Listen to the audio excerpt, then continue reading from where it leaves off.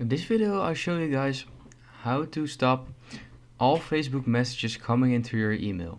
This should work on both iOS and Android, so if you want to stop all the messages coming into your email from Facebook, then make sure you watch this video till the end and you should be able to do that.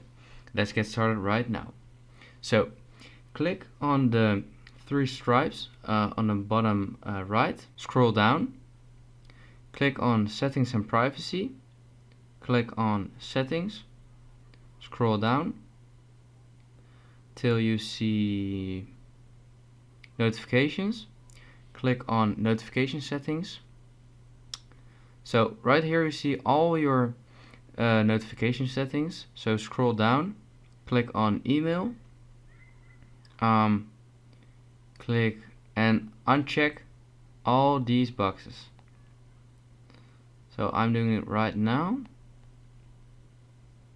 So uncheck all of those and then go back, and as you can see the email tab is gone. So if this video helped you out, please leave a like and let me know in the comments if it worked. I would appreciate that.